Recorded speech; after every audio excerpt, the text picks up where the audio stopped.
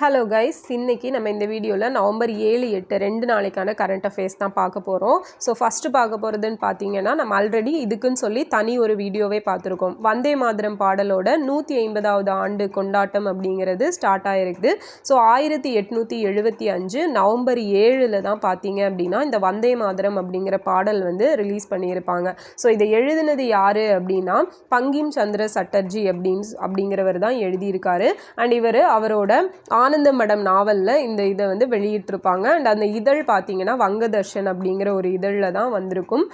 So அதோட ஒரு பகுதி ஆனந்த மடம், ஓகேவா. ஸோ அதில் அந்த பத்திரிகையில் ஆனந்த மடம் அப்படிங்கிற ஒரு இதழில் வந்த ஒரு பாடல் தான் இந்த வந்தே மாதரம் அப்படிங்கிறது. ஸோ இதெல்லாம் நம்ம ஆல்ரெடி பார்த்துருப்போம். அண்ட் இதுக்கு இசையமைச்சது யார், இசையமைச்சு பாடினது யாருன்னா 1896 கல்கத்தா செஷனில் ரவீந்திரநாத் தாகூர் தான் இதுக்கு இசையமைச்சு பாடியிருப்பார். ஸோ 1896 ஐஎன்சி செஷனுக்கு யார் தலைமை தாங்கினாங்க அப்படிங்கிறத கமெண்டில் சொல்லுங்கள். அண்ட் இதுக்கு 150வது ஆண்டு கொண்டாட்டம் அப்படிங்கிறது தொடங்கியிருக்கனால நினைவு அஞ்சல் தலை, நாணயம் இதெல்லாம் வந்து வெளியிட்டிருக்காங்க. 2025 நவம்பர் 7லேருந்து 2026 நவம்பர் 7 வரைக்கும் இதை செலிப்ரேட் பண்ண போகிறாங்க. ஸோ இந்த வந்தே மாதரம் அப்படிங்கிற பாடல் நமக்கு வந்து 1905 கர்சன் வந்து வங்க பிரிவினை அனௌன்ஸ் பண்ணப்பவாகட்டும், இல்லைனா சுதேசி இயக்கம் ஸ்டார்ட் பண்ணப்பவாகட்டும், இது வந்து அதிகமாக மக்களால் பயன்படுத்தப்பட்ட ஒரு வேர்டு. ஸோ அதுக்கப்புறம் தான் பார்த்தீங்கன்னா நம்ம மோடி கூட இன்றைக்கி நியூஸில் வந்து பார்த்துருப்போம். ஸோ இந்த 1937 வந்தே மாதரத்தோட சில வரிகள் அப்படிங்கிறது ஐஎன்சியால் நீக்கப்பட்டிருக்கு அப்படிங்கிறது அது ஒரு துரதிருஷ்டமான சம்பவம் அப்படிங்கிறதெல்லாம் சொல்லி பேசியிருப்பாங்க. ஸோ எப்படி பார்த்தாலும் இந்த வந்தே மாதரம் அப்படிங்கிறது ரொம்ப ரொம்ப முக்கியமானது. நம்முடைய நாட்டோட தேசிய கீதம், தேசிய பாடல், ஓகேவா. நேஷ்னல் சாங் அப்படிங்கிறது, நேஷ்னல் ஆந்தம்னா ஜனகணமன, நேஷ்னல் சாங் அப்படிங்கிறது வந்தே மாதரம். ஸோ ரொம்ப முக்கியமான ஒரு டேட்டா. அந்த வீடியோவில் கம்ப்ளீட் டேட்டாஸ் கொடுத்துருப்பேன். ஸோ அது பார்க்காதவங்க அந்த வீடியோ பாருங்கள். 115th year of Vande Mataram.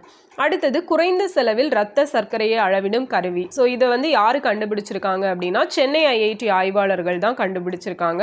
So இது வந்து பார்த்தோன்னா ஐசிஎம்ஆர் இருக்காங்க இல்லையா. ஸோ அவங்க சுகர் பேஷியன்ஸ் 2023 ஒரு ஆய்வு மேற்கொண்டாங்க. சுகர் பேஷியன்ஸில் அவங்கக்கிட்ட ஒரு 10.1 crore மக்கள் வந்து சுகர்னால் பாதிக்கப்பட்டிருக்காங்க அப்படிங்கிறதெல்லாம் இந்த ரிப்போர்ட்டில் சொல்லப்பட்டிருக்கு. ஸோ இதில் ஐசிஎம்ஆர் அப்படின்னு எடுத்துட்டோன்னா Indian council of medical research அப்படிங்கிறது தான் அதோட full form.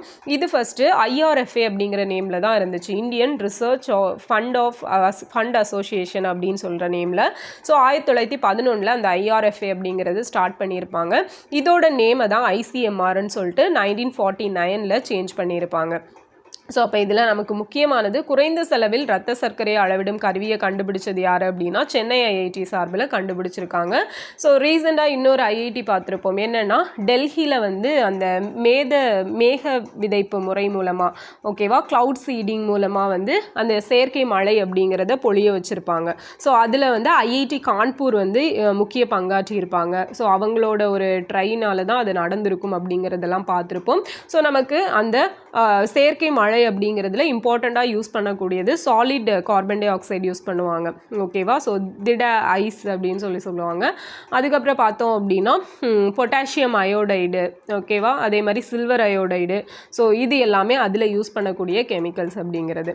Next Bharat bow. So Bharat bow அப்படிங்கிறது யாரோட பிறந்த தினம் அப்படின்னா பட்டேல் அவர்களோட பிறந்த தினம்.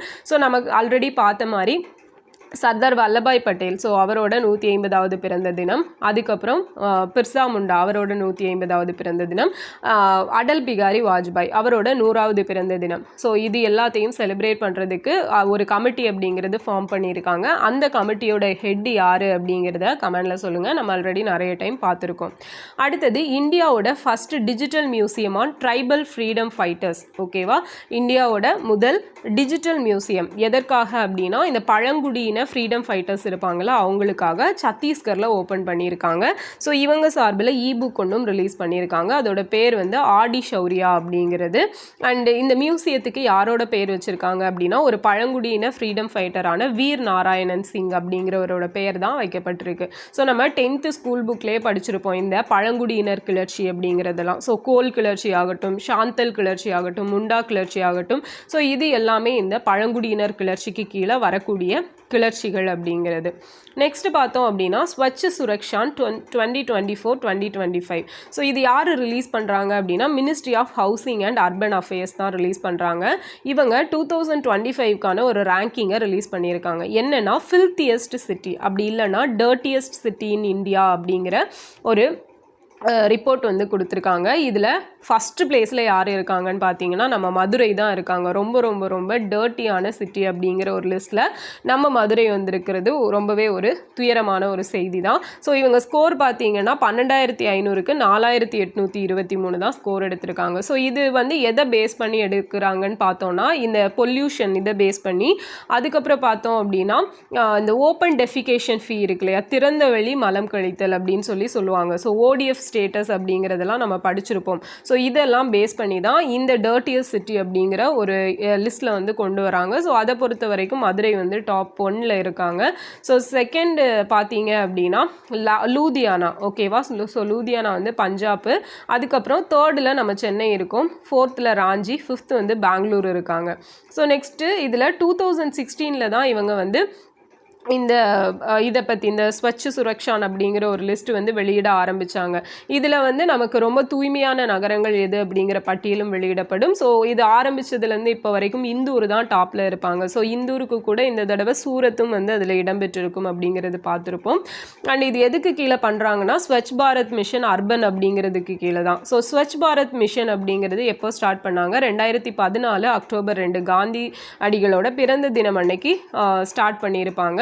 ஸோ இதில் நம்ம ஸ்வச் பாரத் அப்படின்னாலே ஒரு இம்பார்ட்டண்ட்டான விஷயம் இந்த 3R கான்செப்ட் தான். ஸோ ரெடியூஸ், ரீயூஸ், ரீசைக்கிள் அப்படிங்கிறது. ஸோ பொல்யூஷனை ரெடியூஸ் பண்ணணும், அந்த பொல்யூட் ஆகாமல் அதெல்லாம் ரீயூஸ் பண்ணணும், அதே மாதிரி அதை ரீசைக்கிள் பண்ணணும் அப்படிங்கிற விஷயத்த சொல்லியிருப்பாங்க. இந்த ஸ்வச் பாரத் மிஷன் அர்பனோட 2.0 வெர்ஷன் எப்போ ஸ்டார்ட் பண்ணியிருக்காங்க அப்படின்னா 2021 ஸ்டார்ட் பண்ணியிருக்காங்க. ஸோ இதான் வந்து நவம்பர் 7 கரண்ட் அஃபேர்ஸ். ஒரு ரீகேப் மட்டும் பார்த்துடலாம், அப்புறம் நவம்பர் 8 வந்து பார்க்கலாம். ஸோ நவம்பர் 8 ரொம்ப இம்பார்ட்டண்டான டேட்டாஸ் இருக்குது.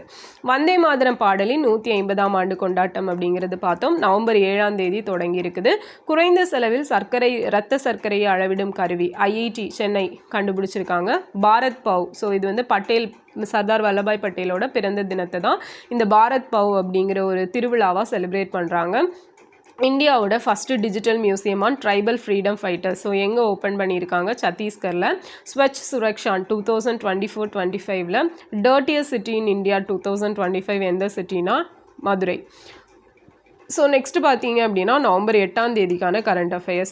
விலங்குகள் வதை தடுப்பு சட்டம் மற்றும் விலங்குகள் பிறப்பு கட்டுப்பாடு விதிகள் அப்படிங்கிறது 2023. ஆக்சுவலாக என்னென்னா இந்த கோர்ட் வளாகத்தில் நாய்கள் எல்லாம் வந்து அங்கங்கே சுற்றிட்டு தெரிஞ்சிருக்கு.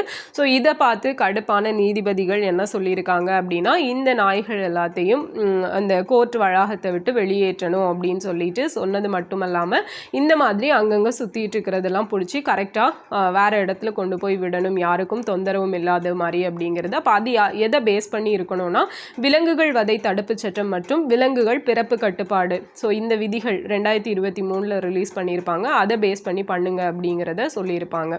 ஸோ நெக்ஸ்ட் என்ன பார்க்க போகிறோம் அப்படின்னா நவம்பர் 8 தமிழ் வளர்ச்சித்துறை அகராதி நாள் அப்படிங்கிறது. ஸோ இது பார்த்தீங்க அப்படின்னா நமக்கு இன்றைக்கி தினமணி பேப்பரில் கம்ப்ளீட்டாக வீரமாமுனிவர் பிறந்ததுலேருந்து அவர் என்னெல்லாம் பண்ணியிருக்காரு அப்படிங்கிறத கம்ப்ளீட்டாக ஒரு டேட்டா கொடுத்துருந்தாங்க. ஸோ அதை வச்சு தான் இந்த நோட்ஸ் எடுத்திருக்கேன். ஸோ ரொம்ப ரொம்ப ரொம்ப இம்பார்ட்டண்ட்டானது. வீரமாமுனிவர் பிறந்த தினம் தான் 1680 நவம்பர் 8 இட்டாலியில் பிறந்திருப்பார். ஸோ இவரோட பெற்றோர் பார்த்தீங்கன்னா கண்டால்போ பெஸ்கி, எலிசபெத் பெஸ்கி அப்படிங்கிறவங்க. இவங்களோட பையன் தான் ஜோசப் கான்ஸ்டன்டைன் பெஸ்கி. ஸோ இவரை தான் பிற்காலத்தில் நம்ம வீரமாமுனிவர் அப்படின்னு சொல்லி அழைச்சது. இவர் 1710 இந்தியாவுக்கு வந்திருக்காரு. ஸோ ஃபஸ்ட்டாக இந்தியாவில் கோயம்புத்தூருக்கு தான் வந்தார். கொஞ்ச நாள் தங்கி இருந்திருப்பார். அதுக்கப்புறம் அந்த தூத்துக்குடி, திருநெல்வேலி, ஸோ இந்த பகுதிகளுக்கெல்லாம் போயிருந்திருப்பார். அப்புறம் இவருக்கு தெரிந்த மொழிகள் அப்படின்னு எடுத்துட்டோன்னா இவருக்கு ஃபஸ்ட்டே வந்து பாரசீகம் அந்த மாதிரி ஹீப்ரூ, ஸோ அந்த மொழிகள் எல்லாம் தெரியும். நம்ம இந்தியாவுக்குள்ளே வந்ததுக்கப்புறமா தெலுங்கு, கன்னடம், வடமொழி, ஹிந்துஸ்தானி, பாரசீகம், ஸோ இந்த மொழிகள் எல்லாம் அவர் தன்னோட முழு முயற்சியினால் கற்றுக்கிட்டாரு. ஸோ இவரோட தமிழ் ஆசிரியரோட பெயர் என்னன்னு பார்த்தீங்கன்னா சுப்ரதீவ கவிராயர் அப்படிங்கிறது தான் இவருக்கு பெயர் மாற்றம். ஸோ இவர் தன்னோட கான்ஸ்டன்டைன் ஜோசப் பெஸ்கி அப்படிங்கிற பெயரை தைரியநாதன் அப்படின்னு சொல்லி மாற்றி வச்சுக்கிட்டாரு. பொதுமக்கள் இவரை என்னன்னு சொல்கிறாங்கன்னா வீரமாமுனிவர் அப்படின்னு சொல்லி அழைச்சிருக்காங்க.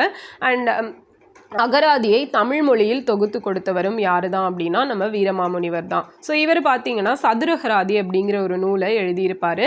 அதில் 4 அதிகாரங்கள். ஸோ சதுர் அப்படிங்கிறதோட பொருள் என்னென்னா 4 அப்படிங்கிறது தான் அதோட பொருள். ஸோ அந்த 4ம் என்னெல்லாம் சொல்லுது அப்படின்னா, ஒரு பெயருக்கு பல பொருள் உள்ளதை தொகுத்து பெயர் அகராதி அப்படிங்கிற ஒன்றை தொகுத்தாரு. ஸோ ஒரு பொருளுக்கு பல பெயர் உள்ளதை தொகுத்து பொருள் அகராதி அப்படின்னு சொல்லி கொண்டு வந்தார்.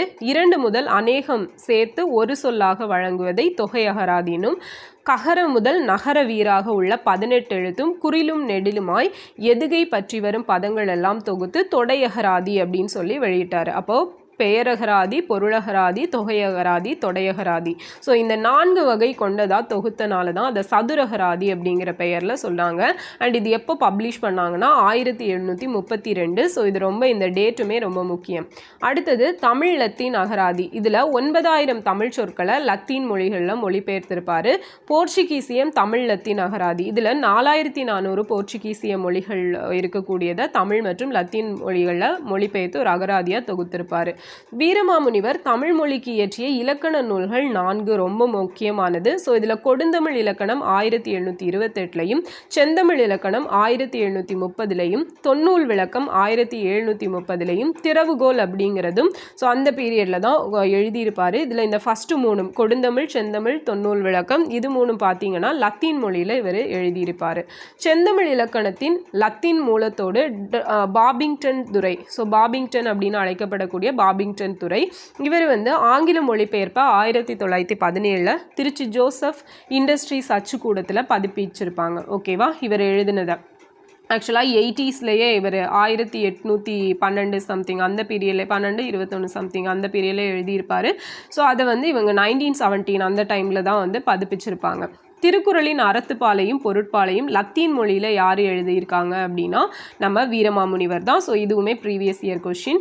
ரோம் நாட்டு தத்துவ ஞானியான செனாக்காவின் ஒழுக்க இயல் நூல்களுடன் திருக்குறளை இவர் ஒப்பிட்டிருக்காரு. தேம்பாவணி. ஸோ தேம்பாவணி எப்போ எழுதினாரு? 1726 இனிய செந்தமிழ் காப்பியம் அப்படின்னு சொல்லி மக்களால் அழைக்கப்படக்கூடியது. அது மட்டும் இல்லாமல் இதை தீந்தமிழ் காப்பியம் அப்படின்னு சொல்லி அழைப்பாங்க. இதில் 3615 விருத்தப்பாக்கள் இருக்குது. இது யாரை பற்றின வரலாறு சொல்லுது அப்படின்னா இயேசுவோட அப்பாவான சூசையப்பர், ஓகேவா, அவரோட வரலாறை சொல்கிறது தான் இந்த தேம்பாவணி. இதை எங்கே வச்சு அரங்கேற்றினாங்கன்னா மதுரை தமிழ்ச்சங்கத்தில் நிறைய தமிழறிஞர்கள் சேர்ந்து இந்த நூலை அரங்கேற்றியிருக்காங்க. அண்ட் இதில் என்ன சிந்தனை சொல்லப்பட்டிருக்குன்னா அன்பை விதைப்போருக்கு அன்பே கிட்டும் அப்படிங்கிறது தான் சொல்லப்பட்டிருக்கு. ஸோ இவர் எழுதின வேற நூல்கள் எல்லாம் திருக்காவலூர் கலம்பகம் 1727, கித்தேரி அம்மாள் அம்மானை 1723. தமிழில் வரலாற்று நூல்கள் வருவதற்கு அடித்தளமிட்டவர் யாருன்னா வீரமாமுனிவர் தான். ஸோ அப்படி என்ன வரலாற்று நூல் எழுதினார்னா வாமன் சரித்திரம் அப்படிங்கிற ஒரு வரலாற்று நூலை எழுதியிருக்காரு. நிறுத்த புள்ளி, முற்றுப்புள்ளி, ஸோ இந்த குறியீடுகள் எல்லாம் தமிழுக்கு அறிமுகப்படுத்தி அதை எளிமைப்படுத்தி கொடுத்தவர் யாருன்னா அவரும் வீரமாமுனிவர் தான். ஸோ இவர் எழுதின உரைநடை நூலோட பெயர் பார்த்தீங்கன்னா பரமார்த்த குருகதை. இது நமக்கு தெரியும். இயர் 1744. வீரமாமுனிவருடைய உரைநடை மாட்சிக்கு எடுத்துக்காட்டா வேதியர் ஒழுக்கம் அப்படிங்கிற தமிழ் உரைநடை பயிலும் மாணவர்க்குரிய மேல்வரி சட்டமாக யான் கருதுவேன் அப்படின்னு சொன்னது யாருன்னா டாக்டர் ஜியு போப். ஸோ வேதியர் ஒழுக்கம் எழுதினது வீரமாமுனிவர். ஸோ அதை பற்றி ஸ்பெஷலாக சொன்னது யாருன்னா ஜியு போப். ஜியு போப் அப்படிங்கிறதோட ஃபுல் ஃபார்ம் என்ன, ஜியுவோட ஃபுல் ஃபார்ம் என்னன்னு சொல்லுங்கள். 2019 முனைவர் டொமினிக் ராஜ், ஸோ அவர் தேம்பாவணி முழுதும் ஆங்கிலத்தில் மொழிபெயர்த்து வெளியிட்டிருக்காரு 2019. ஸோ இதுதான் வீரமாமுனிவர் பற்றின கம்ப்ளீட்டான டேட்டா. ஸோ எதனால் இப்போ பார்த்துருக்கோம் அப்படின்னா நவம்பர் 8 அவரோட பிறந்த நாள் நம்ம அகராதியல் நாள் அப்படின்னு சொல்லி செலிப்ரேட் பண்ணுறோம். அதனால் இப்போ அவரை பற்றி கம்ப்ளீட்டாக அவர் என்னென்ன புக்ஸ் எழுதியிருக்காரு, எப்போ ரிலீஸ் பண்ணாங்க, அதை என்ன மொழியில் மொழிபெயர்த்திருக்காங்க, திருக்குறளில் அவர் என்னென்ன அறத்துப்பால் பொருட்பால் ஸோ ரெண்டையும் லத்தீன் மொழியில் எழுதியிருக்காரு, அதை பற்றி பார்த்தோம். ஸோ இந்த மாதிரி இவரை பற்றி நிறைய இம்பார்ட்டண்ட்டான டேட்டாஸ் பார்த்துருக்கோம். அடுத்த நியூஸ் என்னன்னு பார்த்தீங்கன்னா இன்ஷா அல்லா பங்களாதேஷ். ஸோ இது ஒரு புக்கு. இது கூட இன்னொரு புக்கும் இருக்குது, story of an unfinished revolution அப்படிங்கிறது. ஸோ இந்த புக்கு யார் எழுதியிருக்கா அப்படிங்கிறது தான் முக்கியம். ஸோ 2 இந்தியன்ஸும் ஒரு பங்களாதேஷை சேர்ந்தவங்களும் சேர்ந்து தான் இதை எழுதியிருக்காங்க. தீப் மஹால், ஜெய்தீப் மஜும்தார். ஸோ தீப் இவங்க இந்தியன்ஸ். சஹிதுல் ஹசன் அப்படிங்கிறவர் பங்களாதேஷ், இவங்க எழுதினது தான் இந்த புத்தகம். அடுத்தது HI அப்படின்னா ஹாக்கி இந்தியா அமைப்பு. ஸோ 1925 நவம்பர் 7 தான் இந்த ஹாக்கி இந்தியா அமைப்பு அப்படிங்கிறது குவாலியரில் ஸ்டார்ட் ஸ்டார்ட் பண்ணாங்க. இந்தியாவில் ஸ்டார்ட் பண்ண முதல் தேசிய விளையாட்டு அமைப்பு எதுன்னா இந்த ஹாக்கி இந்தியா தான். 2024 நவம்பர் 7 100 இயர்ஸ் அப்படிங்கிறது ஸ்டார்ட் ஆச்சு. அண்ட் இப்போ 2025 நவம்பர் 7 இந்த 100 இயர்ஸ் அப்படிங்கிறது கம்ப்ளீட் ஆக போகுது. ஸோ அதை முன்னிட்டு சில ஃபங்க்ஷன்ஸ் எல்லாம் கண்டக்ட் பண்ணியிருந்தாங்க. வேர்ல்டு எக்ஸ்ரே டே போனால் 1895 நவம்பர் 8. ஸோ ரான்ஜன் இவர் தான் எக்ஸ்ரேவை கண்டுபிடிச்சவர், ஜெர்மனியை சேர்ந்தவர். இவர் எக்ஸ்ரேவை கண்டுபிடிச்சதுக்காக 1901 நோபல் ப்ரைஸ் அப்படிங்கிறது கொடுத்தாங்க. ஸோ அந்த தினம் அவர் கண்டுபிடிச்ச தினம் தான் எக்ஸ்ரே டேன்னு சொல்லி செலிப்ரேட் பண்ணுறோம். உங்களுக்கான கொஸ்டின் பார்த்தீங்கன்னா இப்போது 2025 லிட்ரேச்சர் இலக்கியத்துக்கான நோபல் பரிசு யாருக்கு கொடுத்தாங்க அப்படிங்கிறத கமெண்ட்ல சொல்லுங்க. அடுத்தது உலக நகர திட்டமிடல் தினம் எப்போனா நவம்பர் 8. ஸோ நம்ம இந்தியாவில் திட்டமிட்டு கட்டப்பட்ட நகரங்கள் எதெல்லாம் அப்படின்னா இந்த ஃபார் எக்ஸாம்பிளுக்கு புவனேஸ்வர், காந்தி நகர், ஸோ இந்த மாதிரியான ஏரியாஸ் எல்லாம் திட்டமிட்டு கட்டப்பட்ட நகரங்கள்னு சொல்லலாம். அடுத்தது கூட்டுறவு கீதம். ஸோ நம்ம தமிழ்நாட்டில் கூட்டுறவு கீதம் அப்படிங்கிற ஒன்றை ஸ்டார்ட் பண்ணி ரிலீஸ் பண்ணியிருக்காங்க. இந்த கூட்டுறவு கீதம் அப்படிங்கிறது தமிழ்தாய் வாழ்த்து பாடினதுக்கு அப்புறமா ஒவ்வொரு விழாவிலையும் சரி ஒவ்வொரு இடங்களிலையும் அந்த கூட்டுறவு மீட்டிங்ஸ் நடக்கிற இடங்கள்ல எல்லாம் பாடப்படும்னு சொல்லியிருக்காங்க. இது டோட்டலாக 2.50 மினிட்ஸில் பாடப்படணும். எப்படி நம்ம ஜனகணமன 52 செகண்ட்ஸில் பாடுறோமோ அதே மாதிரி இது ஒரு 2.5 நிமிஷத்தில் பாடணும். ஸோ இது பார்த்தீங்க அப்படின்னா ஆனந்த செல்வன் அப்படிங்கிறவர் தான் இதை எழுதினது. இதுக்கு இசையமைச்சது யாருன்னா ஸ்ரீகாந்த் தேவா. அடுத்தது இயற்கையோடு இணைந்த நாடு.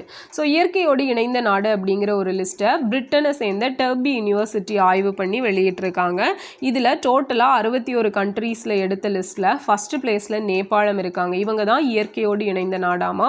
செகண்ட் வந்து ஈரான், தேர்டு வந்து சவுத் ஆஃப்ரிக்கா. ஸோ இந்த ஆய்வை மேற்கொண்ட பிரிட்டன் வந்து 55th பிளேஸில் இருக்காங்க. ஸோ லாஸ்ட் பிளேஸ்ட் வந்து 61st பிளேஸில் யார் இருக்காங்க அப்படின்னா ஸ்பெயின். 61வது இடத்துல ஸ்பெயின் இருக்காங்க. அண்ட் இந்தியா இந்த லிஸ்ட் 28வது பிளேஸில் இருக்கிறோம். அடுத்தது தேசிய புற்றுநோய் விழிப்புணர்வு தினம் எப்போனா நவம்பர் 7. ஸோ உலகத்தில் முதலாக புற்றுநோய்க்கான ரேடியோ தெரப்பி சிகிச்சைக்கு அடித்தளமிட்டவர் யார் அப்படின்னா மேரி கியூரி தான், பிரான்ஸை சேர்ந்தவங்க. ஸோ இவங்க இது வரைக்கும் 2 டைம் நோபல் ப்ரைஸ் அப்படிங்கிறத வின் பண்ணியிருக்காங்க. ஸோ இவங்க இந்த புற்றுநோய்க்கான ரேடியோ தெரப்பி சிகிச்சைக்கு அடித்தளமிட்டாங்க இல்லையா, அந்த தினம் இது பண்ணி தான் தேசிய புற்றுநோய் விழிப்புணர்வு தினம் அப்படிங்கிறத நம்ம வருஷம் ஒரு அவேர்னஸ் டேவாக இது பண்ணிகிட்டு இருக்கோம், இனிஷியேட்டிவ் எடுத்து பண்ணிகிட்ருக்கோம். ஸோ இதான் வந்து இன்னைக்கான கரண்ட் அஃபேர்ஸ் அப்படிங்கிறது. ஒரு ரீகேப் பார்த்தலாம். ஃபஸ்ட்டு வந்து அந்த நாய்கள் அதை பற்றி பார்த்தோம் இல்லையா, விலங்குகள் வதை தடுப்பு சட்டம், விலங்குகள் பிறப்பு கட்டுப்பாடு விதி 2023. நவம்பர் 8 என்ன தினம்? தமிழ் வளர்ச்சித்துறை அகராதி நாள். ஸோ இது வந்து வீரமான் முனிவரோட பிறந்த தினம். அடுத்தது பார்த்தோம் அப்படின்னா Insha Allah Bangladesh, the story of an unfinished revolution அப்படிங்கிற 2 புக்கு எழுதினது தீப் மஹால், ஜெய்தீப் மஜும்தார், சாஹிதுல் ஹசன். அடுத்தது ஹாக்கி இந்தியா அமைப்பு 1925 நவம்பர் 7 ஸ்டார்ட் பண்ணாங்க குவாலியரில். அடுத்தது வேர்ல்டு எக்ஸ்ரே டே. ஸோ இது வந்து 1895 நவம்பர் 8 ரான்ஜன் தான் எக்ஸ்ரேவை கண்டுபிடிச்சாரு. உலக நகர திட்டமிடல் தினம் நவம்பர் 8. கூட்டுறவு கீதம், ஸோ இது வந்து ஆனந்த செல்வன் அப்படிங்கிறவர் எழுதி, மியூசிக் வந்து ஸ்ரீகாந்த் தேவா இசைச்சிருக்காரு. அண்ட் இயற்கையோடு இணைந்த நாடு இந்த லிஸ்ட்டில் இந்தியா 28வது பிளேஸில் இருக்கிறோம். தேசிய புற்றுநோய் விழிப்புணர்வு தினம் எப்போ அப்படின்னா நவம்பர் 7. ஸோ இந்த வீடியோ உங்களுக்கு யூஸ்ஃபுல்லாக இருந்திருக்கும்னு நினைக்கிறேன். இதில் கேட்ட கொஷின்ஸ்க்கெல்லாம் ஆன்சர் பண்ணிடுங்க. நெக்ஸ்ட் வீடியோவில் பார்க்கலாம். தேங்க்யூ.